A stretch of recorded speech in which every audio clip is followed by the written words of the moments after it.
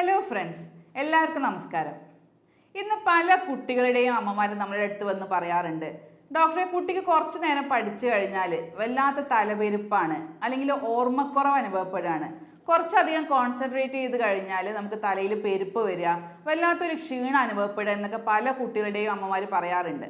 അപ്പോൾ ഇത്തരം കുട്ടികളുടെ പലരും അവരുടെ അമ്മമാർ കൗൺസിലിങ്ങിനൊക്കെയാണ് അവരെ കൊണ്ടുപോകാറുള്ളത്. ഒരു പഠന വൈകല്യത്തിൻ്റെ കൗൺസിലിംഗ് ഒക്കെ ചെയ്ത് അതിനാവശ്യമായുള്ള ട്രീറ്റ്മെൻ്റ് ഒക്കെ കൊടുക്കാറുണ്ട്. പക്ഷേ അവരുടെ കംപ്ലയിൻസ് ഒന്നും മാറുന്നതായിട്ടും കാണാറില്ല.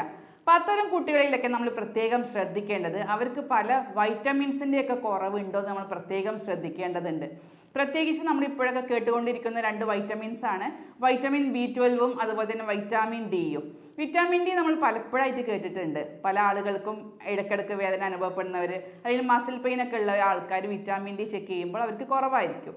അതുപോലെ തന്നെ നമ്മൾ ശ്രദ്ധ കൊടുക്കേണ്ട ഒന്നാണ് വിറ്റാമിൻ B12. വിറ്റാമിൻ B12 നമ്മുടെ ബ്രെയിനിൻ്റെയും അതുപോലെ തന്നെ നാഡികളുടെയും ഒക്കെ പ്രവർത്തനത്തിന് വളരെ അത്യാവശ്യമായിട്ടുള്ള ഒന്നാണ്. അതുകൊണ്ട് തന്നെ ഈ വിറ്റാമിൻ B12 കുറവുള്ള ആളുകളിൽ പ്രത്യേകിച്ച് ഈ ഓർമ്മക്കുറവും കോൺസെൻട്രേഷൻ്റെ കുറവും പല ബുദ്ധിമുട്ടുകളും കാണാറുണ്ട്. അപ്പോൾ ഈ ഒരു വീഡിയോയിലൂടെ ഞാൻ പറയാൻ ഉദ്ദേശിക്കുന്നത് എങ്ങനെ നമുക്ക് വിറ്റാമിൻ B12ൻ്റെ ഡെഫിഷ്യൻസി എങ്ങനെ നേരത്തെ കണ്ടെത്താം, എന്തൊക്കെ ലക്ഷണങ്ങളാണ് നമ്മൾക്ക് ശരീരം നമുക്ക് കാണിച്ചു തരുന്നത്, അതിനെ എങ്ങനെ പരിഹരിക്കാം എന്നുള്ള കാര്യങ്ങളാണ് ഇന്ന് നിങ്ങളുമായിട്ട് ഡിസ്കസ് ചെയ്യുന്നത്. ഞാൻ doctor Shahala CH, doctor Basil Soumya hospital, Pandikkad.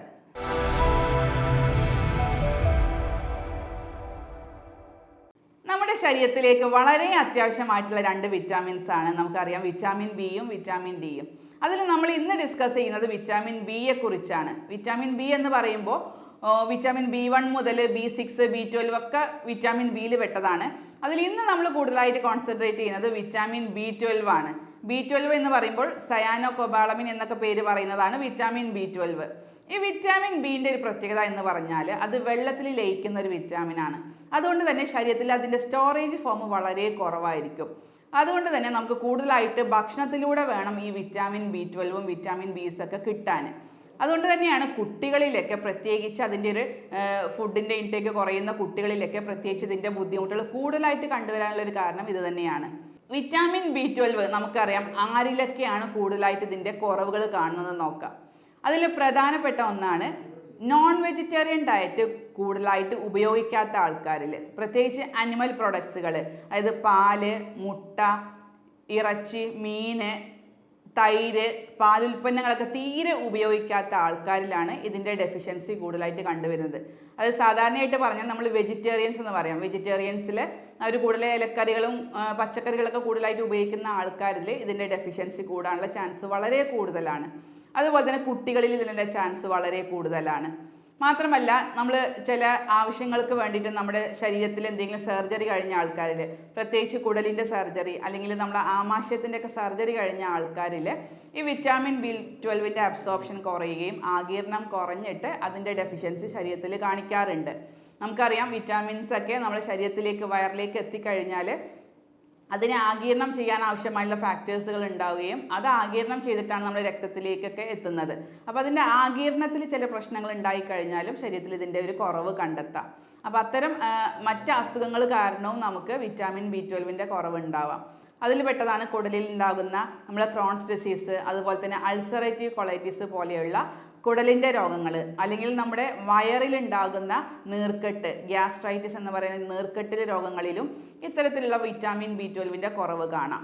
അപ്പോൾ ഇത്രയും കേസുകളിലാണ് നമ്മൾ വിറ്റാമിൻ B12 വളരെ കുറഞ്ഞതായിട്ട് കണ്ടുവരുന്നത്.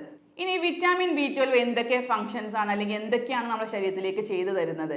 പ്രത്യേകിച്ച് നമ്മൾ ഏറ്റവും ബേസിക് ആയിട്ടുള്ള ശരീരത്തിൻ്റെ ഘടനയായിട്ടുള്ള DNA, നമ്മുടെ ജനറ്റിക് മെറ്റീരിയൽസിൻ്റെ നിർമ്മാണത്തിന് വിറ്റാമിൻ B12 വളരെ അത്യാവശ്യമാണ്.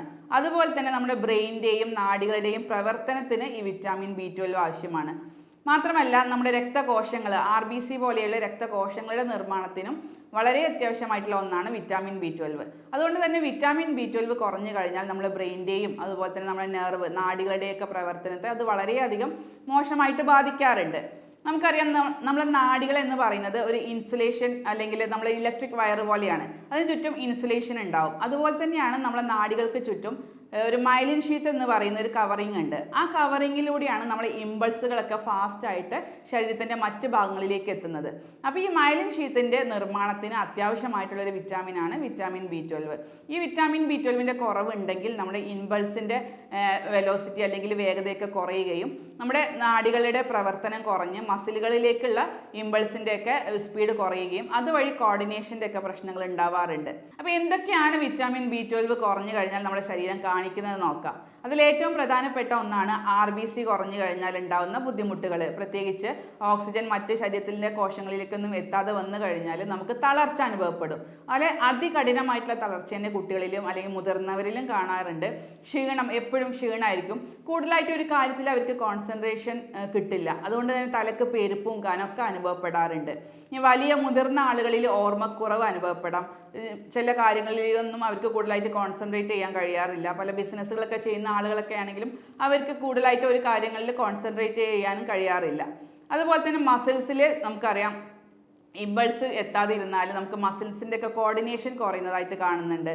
അതുപോലെ തന്നെ കയ്യിലും കൈകാലുകളിലൊക്കെ തരിപ്പ്, മരവിപ്പ്, കടച്ചിലൊക്കെ നിരന്തരം ആളുകൾ പറയാറുണ്ട്.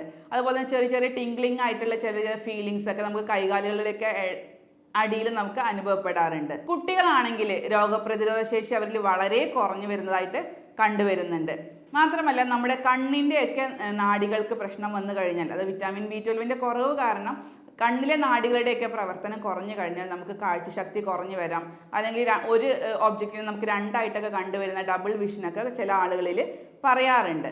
അതുപോലെ തന്നെ വിറ്റാമിൻ B കുറഞ്ഞ ആളുകളിൽ സ്ഥിരമായിട്ട് വായിൽ പുണ്ണ് വരാറുണ്ട്. അതുപോലെ തന്നെ അവരുടെ നാവൊക്കെ നോക്കിക്കഴിഞ്ഞാൽ കുറച്ച് ചുവന്ന് തടിച്ചിരിക്കുന്ന പോലത്തെ ഒരു നാവായിരിക്കും ഇത്തരം ആളുകളിൽ കണ്ടുവരുന്നത്. ഈ ഒരു അവസ്ഥ നമുക്ക് വിറ്റാമിൻ B12 കുറഞ്ഞ ഏർലി സ്റ്റേജുകളിലാണ് ഇത്രയും കാര്യങ്ങൾ നമുക്ക് ശരീരം പുറത്തേക്ക് കാണിക്കാറുള്ളത്. പക്ഷെ കുറച്ച് കഴിഞ്ഞാൽ നമുക്കറിയാം കൂടുതലായിട്ട് നമുക്ക് വിറ്റാമിൻ B12ൻ്റെ കുറവ് ഉണ്ടെന്ന് കണ്ടെത്താതെ കുറേ കാലം നമുക്ക് അതിൻ്റെ ഡെഫിഷ്യൻസി കൊണ്ട് നടന്നു കഴിഞ്ഞാൽ നമുക്ക് നമ്മുടെ നാഡികളുടെ പ്രവർത്തനം വളരെയധികം കുറയുകയും അതുവഴി അവർക്ക് ഡീജനറേഷൻ വരികയും മറ്റ് മസിൽസിൻ്റെയൊക്കെ പ്രവർത്തനം കുറഞ്ഞ് ഒരു പാരാലിസിസ് അല്ലെങ്കിൽ മസിൽ കുഴഞ്ഞു പോകുന്ന ഒരു അവസ്ഥയിലേക്ക് വരെ ഇത് എത്താനുള്ള വളരെയധികം ചാൻസ് ഉണ്ട്. അതുകൊണ്ട് തന്നെ നമ്മൾ വിറ്റാമിൻ B12 ഡെഫിഷ്യൻസി ഉണ്ടെങ്കിൽ അത് നേരത്തെ കണ്ടെത്തി അതിൻ്റെ ഒരു അഭാവം നമുക്ക് ശരീരത്തിൽ മാറ്റേണ്ടത് വളരെ അത്യാവശ്യമാണ്. സാധാരണ നമ്മുടെ ഹെൽത്തി ആയിട്ടുള്ള ഒരാളിൽ വിറ്റാമിൻ B12ൻ്റെ അളവ് എന്ന് പറയുന്നത് സാധാരണ ഒരു 200ന് മുകളിൽ കാണാറുണ്ട്. 400, 600, 800 പൈക്കോഗ്രാം വരെ നമുക്ക് ഇതിൻ്റെ അളവ് കാണാറുണ്ട്. പക്ഷേ വിറ്റാമിൻ B12 കുറഞ്ഞ ആളുകളിൽ അത് 200ന് താഴെ മാത്രമേ നമ്മൾ കണ്ടുവരുന്നുള്ളൂ. 200ന് താഴെ അല്ലെങ്കിൽ ചില ആളുകൾ 100ന് താഴെയൊക്കെ കണ്ടുവരുന്നുണ്ട്. അപ്പോൾ അത്തരം സിവിയർ ആയിട്ടുള്ള കണ്ടീഷൻസിൽ നമ്മൾ അതിൻ്റെ സപ്ലിമെൻറ്റ്സുകൾ കൊടുക്കേണ്ടി വരും. അപ്പോൾ എങ്ങനെയാണ് നമുക്ക് ഈ വിറ്റാമിൻ B12ൻ്റെ കുറവും അതുമായി ബന്ധപ്പെട്ട പ്രശ്നങ്ങളും പരിഹരിക്കാം എന്ന് നോക്കാം. അതിലേറ്റവും പ്രധാനപ്പെട്ട നമുക്കറിയാം വിറ്റാമിൻ B12 അടങ്ങിയിട്ടുള്ള ഭക്ഷണങ്ങൾ കൂടുതലായിട്ട് കഴിക്കുക എന്നുള്ളത് തന്നെയാണ്. പ്രത്യേകിച്ച് ആനിമൽ പ്രൊഡക്ട്സുകൾ, പ്രത്യേകിച്ച് മീൻ, ഇറച്ചി, മുട്ട എല്ലാം ഒരു മീഡിയം ലെവലിൽ നമ്മൾ കഴിച്ചിരിക്കണം.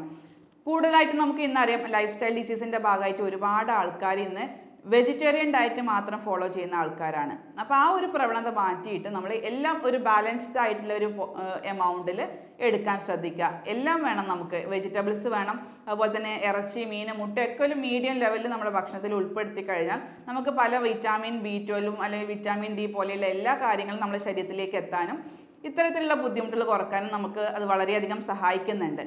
ഇനി വെജിറ്റേറിയൻസ് മാത്രമേ കഴിക്കൂ എന്നുള്ള ആളുകളാണെങ്കിൽ അവർ കൂടുതലായിട്ട് പാലും പാലുൽപ്പന്നങ്ങളും തൈരൊക്കെ കൂടുതലായിട്ട് ഉൾപ്പെടുത്താൻ ശ്രദ്ധിക്കുക. അത്തരം ആൾക്കാരിൽ ഇതിൻ്റെ കുറവ് കാണാൻ വളരെയധികം ചാൻസ് കുറവാണ്. മാത്രമല്ല ഇത്തരം വിറ്റാമിൻ B12 നമുക്കറിയാം അതിൻ്റെ ആഗീരണം കുറയുന്ന ആൾക്കാരിൽ ഇതിൻ്റെ ഇൻടേക്ക് ഉണ്ടാവും, നമ്മൾ എടുക്കുന്നുണ്ട് ഭക്ഷണത്തിലൂടെ, പക്ഷെ അതിൻ്റെ ആഗീരണം നടക്കുന്നില്ല. അതിന് പല കാരണങ്ങളും നമ്മൾ പറഞ്ഞു.